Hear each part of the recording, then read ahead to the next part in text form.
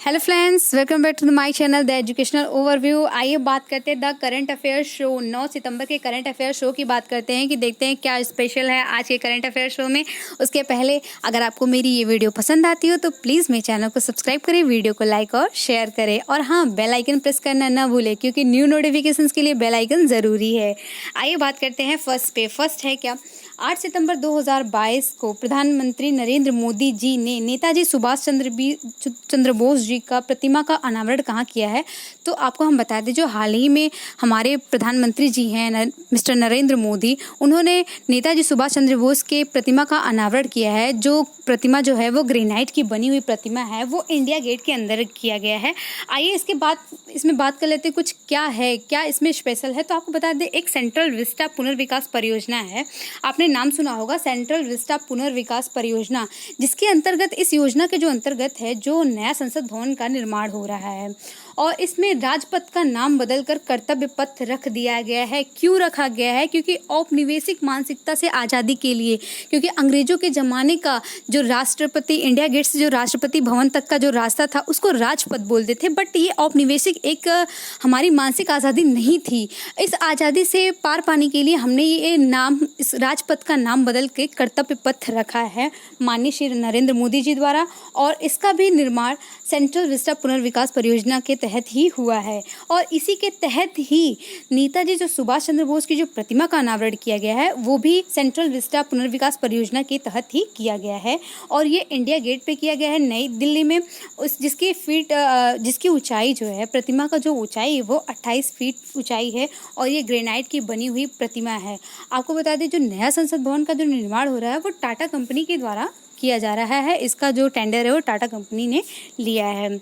आइए बात करते हैं नेक्स्ट पे। नेक्स्ट है, दिल्ली दरबार का आयोजन कब हुआ था और इसमें मुख्य अतिथि कौन थे। तो आपको बता दें, जो दिल्ली दरबार का आयोजन हुआ था 1911 में हुआ था, और इसके जो मुख्य अतिथि थे, मुख्य अतिथि अगर दोस्त पूछे तो मुख्य अतिथि कौन थे, तो किंग जॉर्ज पंचम इसके मुख्य अतिथि थे।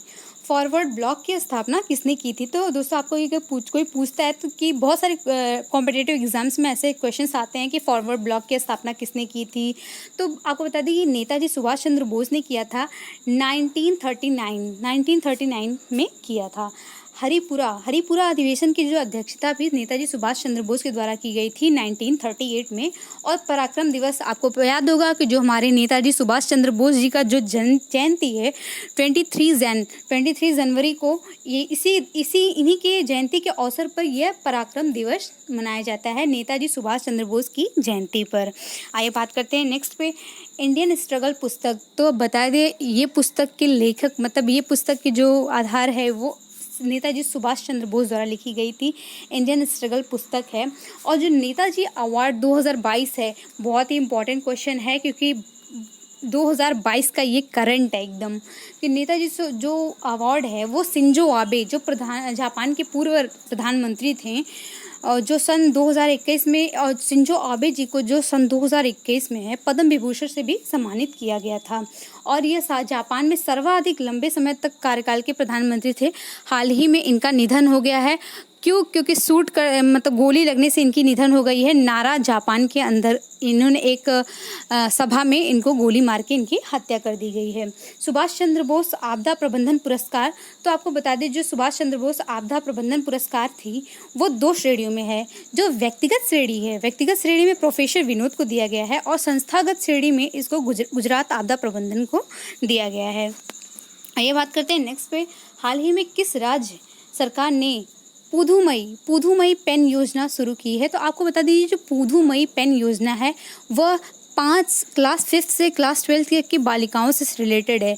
ये सरकारी योजना है, और इसका जो शुभारंभ जो हुआ था इस योजना का तमिलनाडु सरकार ने किया है, और तमिलनाडु के जो मुख्यमंत्री हैं स्टालिन द्वारा शुरू किया गया है। पुधुमई पेन योजना जो है तमिलनाडु में इसमें पुधुमई पेन योजना में जो सरकारी स्कूल में जो पढ़ने वाली 5वीं क्लास की और 12वीं क्लास की जो छात्राएं हैं, इन्हें 1000 रुपये प्रति माह की सहायता उपलब्ध कराना है, इसका उद्देश्य है। और स्नातक और डिप्लोमा तक, या स्नातक को अगर कर रही हैं तो स्नातक, या तो डिप्लोमा कर रही हैं तो डिप्लोमा तक इनको इस सहायता की राशि को प्रदान करना इसका मुख्य उद्देश्य है इस योजना का।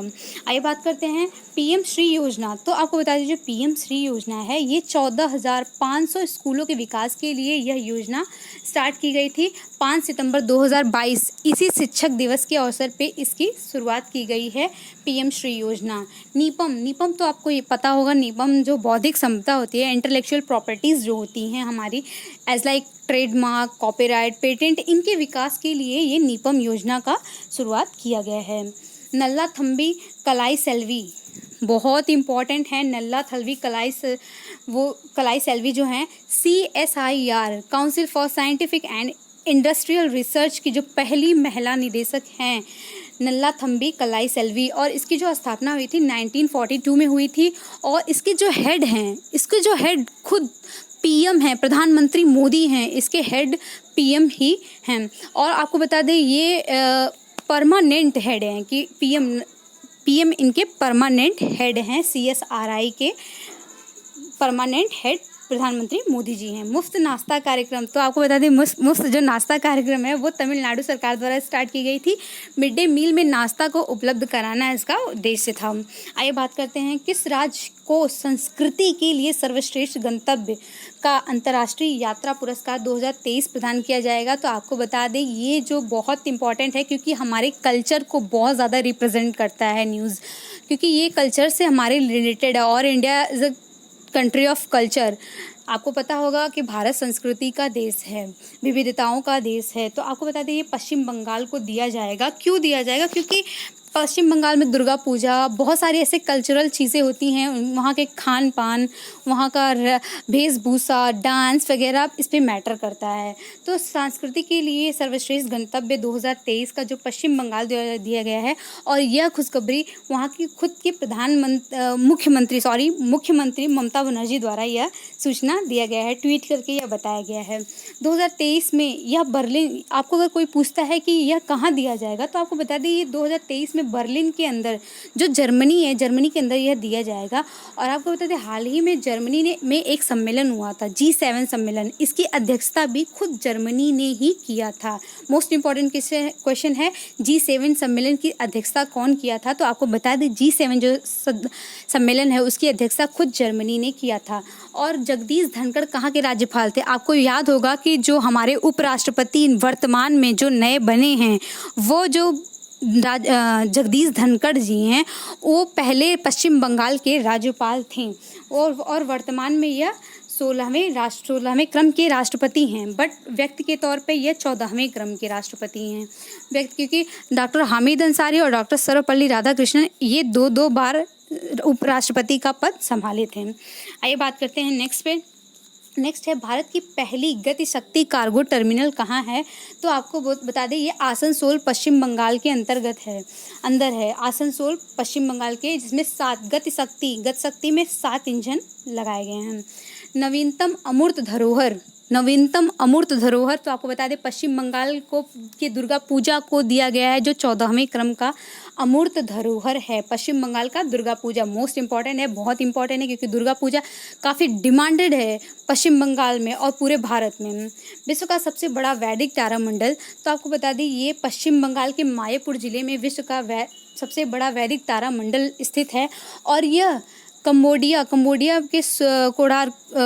के मंदिर को पीछे छोड़ के ये हासिल किया है। कंबोडिया में सूर्य मंदिर है, उसको पीछे छोड़ करके ये तारामंडल आगे आया है, विश्व का सबसे बड़ा वैदिक तारामंडल के रूप में उभर कर आगे। आइए बात करते हैं 9 सितंबर 2022 को प्रधानमंत्री टीबी मुक्त भारत अभियान को शुरू करेगा। कौन शुरू करेगा? तो आपको बता दें जो ये प्रधानमंत्री टीबी मुक्त जो भारत है वो बहुत पहले से स्टार्ट था, बट इसका समाप्त हो गया था, थोड़ा बहुत इमेज कम हो गया था, इसकी वजह से इसका फिर से रीस्टार्ट किया जा रहा है, फिर से इसके पुनर्विकास किए जा रही है। तो आपको बता दें ये ऐसा काम हमारी भारत की राष्ट्रपति द्रौपदी मुर्मू द्वारा किया जाएगा। और आइए बात करते हैं टीबी मुक्त जो भारत अभियान है, इसका जो टारगेट है 2025 तक भारत को टीबी मुक्त करवाना। और इसको रीस्टार्ट कौन करेगा? राष्ट्रपति द्रौपदी मुर्मू द्वारा इसको स्टार्ट किया जाएगा। और इसका टैगलाइन है टीबी मुक्त भारत अभियान का टैगलाइन जो है टीबी हारेगा देश जीतेगा। टीबी हारेगा तभी तो देश जीतेगा। और आपको बता दें सस्टेनेबल डेवलपमेंट ग्रोथ जो है एसडीजी का जो टारगेट है वो 2030 तक इसका टारगेट रखा है कि सस्टेनेबल डेवलपमेंट ग्रोथ में इंडिया 2030 तक टॉप पे रहेगी।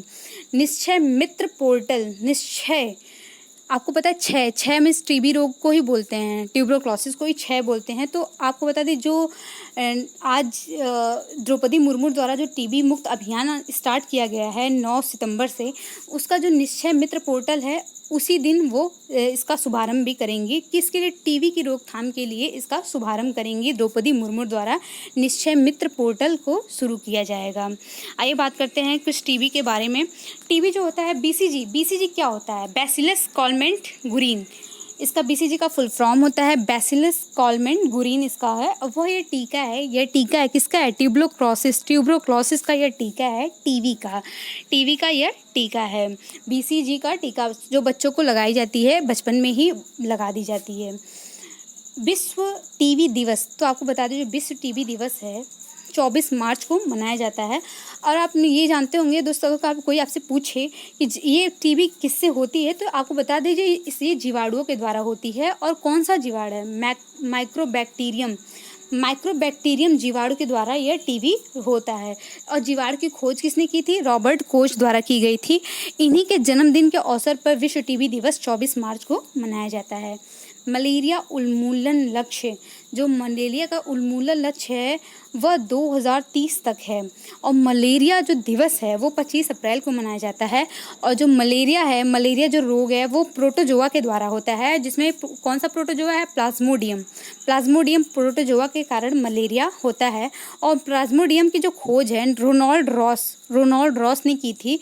और इन्हीं रोनाल्ड रॉस के जन्मदिन के अवसर 25 अप्रैल को विश्व मलेरिया दिवस मनाया जाता है। Thank you for watching my video friends.